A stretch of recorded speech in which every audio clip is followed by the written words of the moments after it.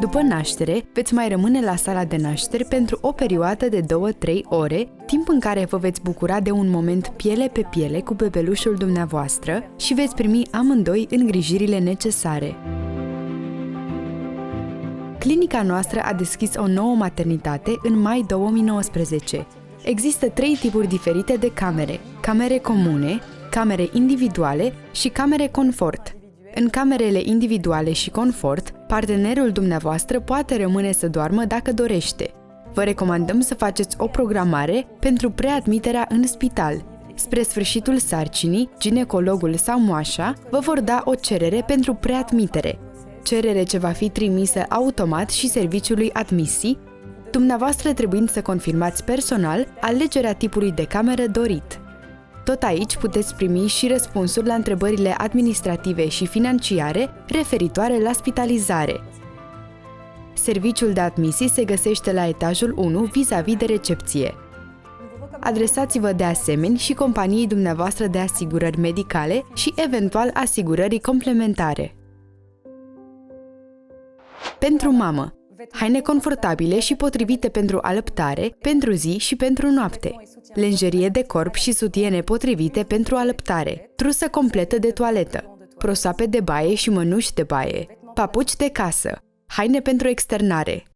Pentru copil, pijama, badiuri, puteți prevedea 2 pe zi, căciulițe, șosete, eventual mănuși, sac de dormit dacă aveți unul și haine pentru externare.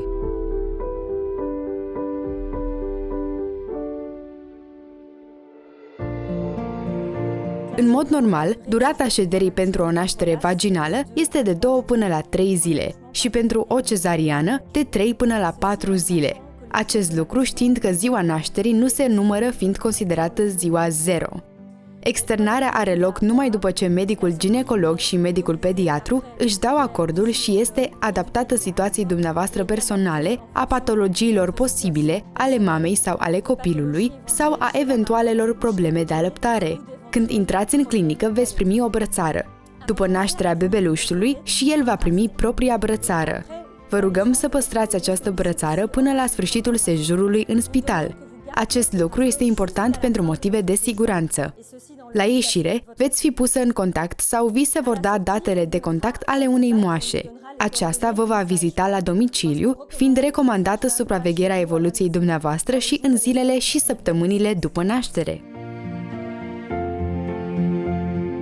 Pe toată durata sejurului la maternitate, veți fi îngrijiți, dumneavoastră și bebelușul, de echipa noastră de moașe, respectându-se cât se poate atât ritmul dumneavoastră cât și al copilului. Majoritatea actelor medicale la maternitate au loc dimineața.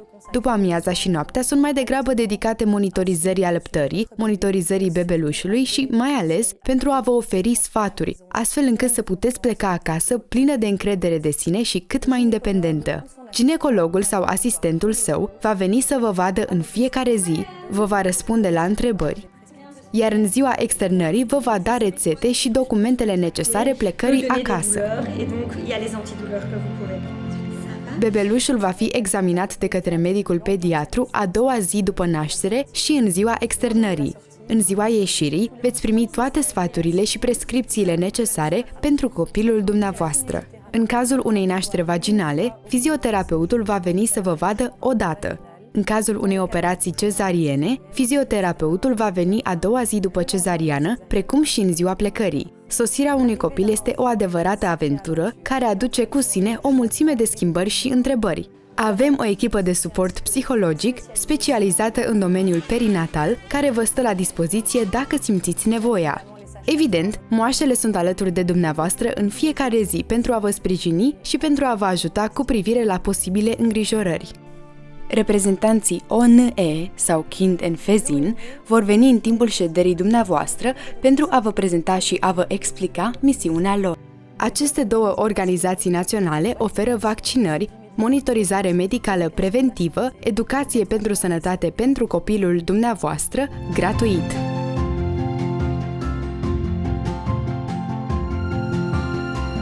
Pierderea de sânge după naștere poate fi relativ abundentă în primele zile. Aceasta va scădea treptat și va dispărea în mod normal după 4 până la 6 săptămâni. În acest timp, vă puteți simți uterul continuând să se contracte. Este normal. Este un proces fiziologic care are ca scop să reducă uterul la dimensiunea și locul său de dinainte de sarcină. Acest fenomen poate fi mai intens în timpul hrănirii și alăptării. După cum știm, alăptarea stimulează producerea unui hormon, oxitocină, care favorizează acest proces de involuție uterină. A doua zi după naștere se va face un test de sânge pentru a verifica dacă nu ați sângerat prea mult și pentru a stabili tratamentul adecvat dacă este necesar. Este posibil ca la naștere să se fi făcut suturi la nivelul perineului. Vom monitoriza zilnic progresul unei bune cicatrizări. Nu este nevoie de îngrijire specială, cu excepția igienei normale, duș zilnic cu apă călduță folosind un săpun cu pH neutru. Firele de sutură vor cădea spontan în decurs de 15 zile, el putând cauza un oarecare disconfort sau dureri timp de câteva zile sau chiar câteva săptămâni. Aceste dureri ar trebui să se amelioreze de la analgezicele care vi se prescriu. Vă rugăm, de asemenea, să vă asigurați că schimbați în mod regulat absorbantele igienice. Evitați de asemenea lenjeria sau hainele prea strâmte. Odată cu alăptarea, mamele se tem adesea de apariția fisurilor sau iritațiilor pe mameloane. Fiți conștientă că acestea nu sunt inevitabile. Cea mai bună prevenție este poziționarea corectă a copilului la sân. Nu ezitați să ne chemați pentru fiecare alăptare dacă este necesar. Preventiv, puteți aplica la sfârșitul unui supt o picătură de lapte pe mamelon. Laptele produs în acest moment este foarte bogat în grăsimi și constituie un bun balsam hidratant, natural și mereu disponibil. Între a 3-a și a 5-a zi veți simți în sâni o anumită căldură, o anumită tensiune.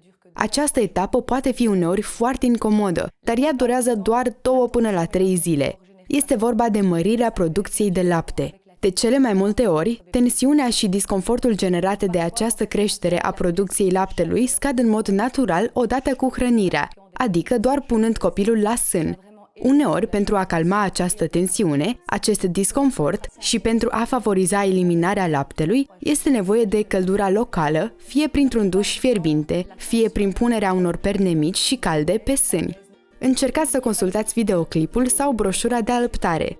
Veți găsi în acestea mai multe informații și o mulțime de sfaturi utile.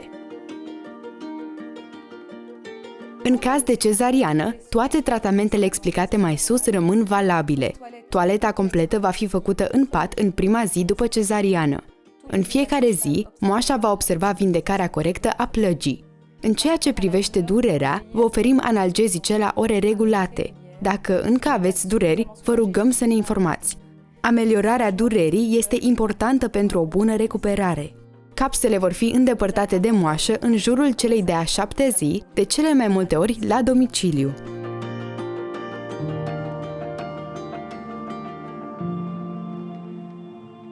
Copilul va fi cântărit zilnic. Toți copiii, fără excepție, vor pierde în greutate după naștere, până la 10% din greutatea inițială. Acest lucru poate îngrijora părinții, dar nu vă faceți griji. Este complet normal. Veți vedea că greutatea bebelușului se stabilizează în a 3-a zi. Copilul va face primul pipi și primul scaun, numit meconium, în primele sale 24 de ore de viață. Frecvența și aspectul scaunului și urinei sunt semne obiective foarte bune ale eficienței alăptării.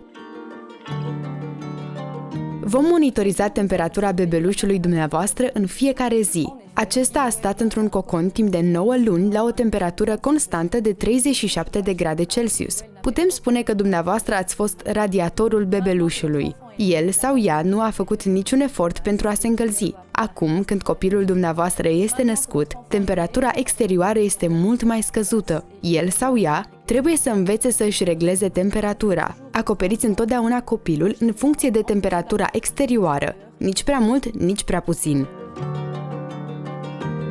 Prima baie se face în a 2-a zi pentru a nu răci inutil copilul și pentru a-și păstra integritatea pielii. Moașa se va oferi să vă demonstreze cum se face baia sau să vă asiste în timp ce dumneavoastră îi faceți baie. În general, vă recomandăm să utilizați un minim de produse pe pielea copilului dumneavoastră și să nu-l îmbăiați în fiecare zi. O dată la 2 zile sau o dată la 3 zile este suficient. În timpul sejurului în spital, auzul copilului dumneavoastră va fi testat. Facem acest lucru cu un dispozitiv mic, cu o sondă mică pe care o introducem la intrarea urechii. Acest lucru este complet nedureros, foarte rapid și aflăm rezultatul în câteva secunde. Dacă doriți mai multe informații, le puteți găsi în dosarul de bun venit, disponibil la maternitate. A doua zi după naștere vom măsura nivelul de oxigen din sângele copilului. Aceasta permite depistarea precoce a anumitor anomalii cardiace. Acest mic test este realizat cu o brățară care este plasată în jurul încheieturii mâinii copilului dumneavoastră, iar rezultatul va fi dat instantaneu. Q3 este un test de sânge care va fi făcut copilului, fie la maternitate, fie acasă.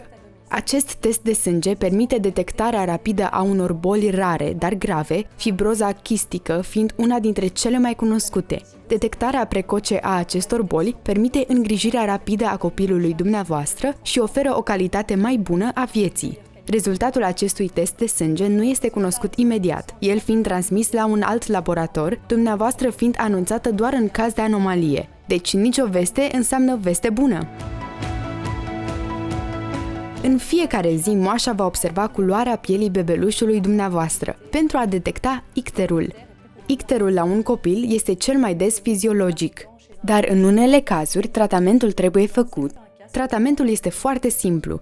Trebuie doar să așezați copilul sub lumini mici albastre, ca un fel de bancă solară, complet nedureroasă. Evident, puteți să luați copilul de la aceste lămpi pentru a-l hrăni, pentru a-l schimba, pentru a-l îmbrăca dacă este necesar. Tratamentul se face de obicei lângă dumneavoastră, în cameră, dar în unele cazuri un pic mai severe, trebuie făcută în neonatologie. Oricare ar fi examinările sau tratamentele pe care le-am putea face copilului dumneavoastră, sunteți întotdeauna invitați să ne însoțiți, dumneavoastră sau partenerul dumneavoastră. De asemenea, pe toată durata sejurului în spital, stați împreună cu copilul dumneavoastră 24 de ore pe zi. Nu vă vom despărți niciodată. Dacă el sau ea trebuie spitalizați în neonatologie, părinții sunt bineveniți 24 de ore pe zi.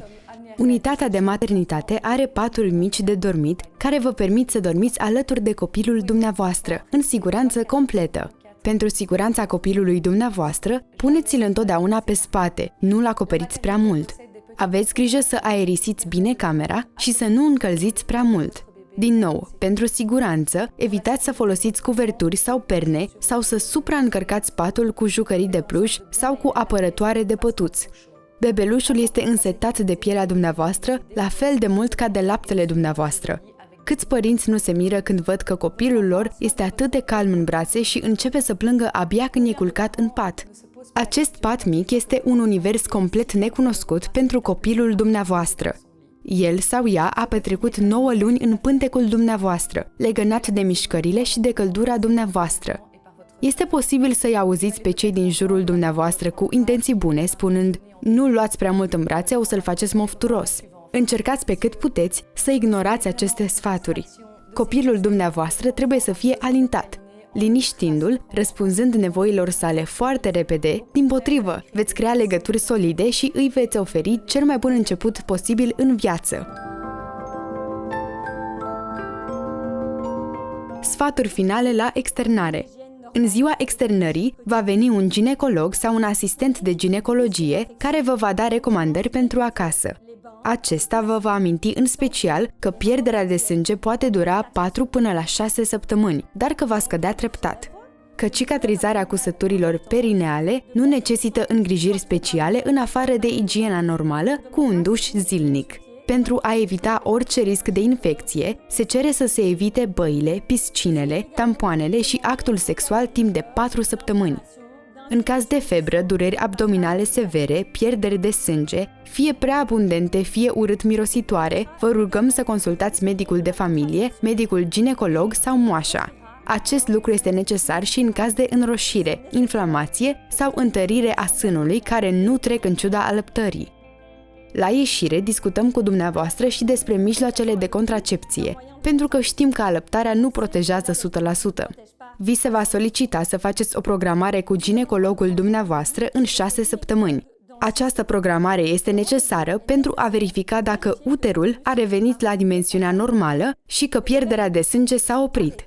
Această programare ne va permite de asemenea să discutăm din nou despre contracepție și atunci vi se vor prescrie ședințe de fizioterapie care sunt necesare pentru a tonifica musculatura abdominală și perineul. Pentru bebeluși. În cazul plecării precoce, adică înainte de ziua a 3-a, copilul trebuie văzut din nou în ziua a 5-a de către un medic pediatru. Am creat la Saint Jean, în apropierea sălii de naștere, o consultație specifică, doar pentru nou-născuți. Bebelușul dumneavoastră va fi consultat în siguranță. În cazul plecării după ziua a 3-a, această primă consultație cu un medic pediatru va avea loc între a 7-a și a 14-a zi de viață. Există câteva semne de alarmă care ar trebui să vă determine să contactați rapid medicul pediatru. Copilul dumneavoastră are febră, ceea ce înseamnă că are o temperatură de 38 de grade Celsius sau mai mare. Are dificultăți în alimentație, nu mănâncă ca de obicei sau vomită. Sau comportamentul s-a schimbat, este mai somnolent sau mult mai agitat, de exemplu.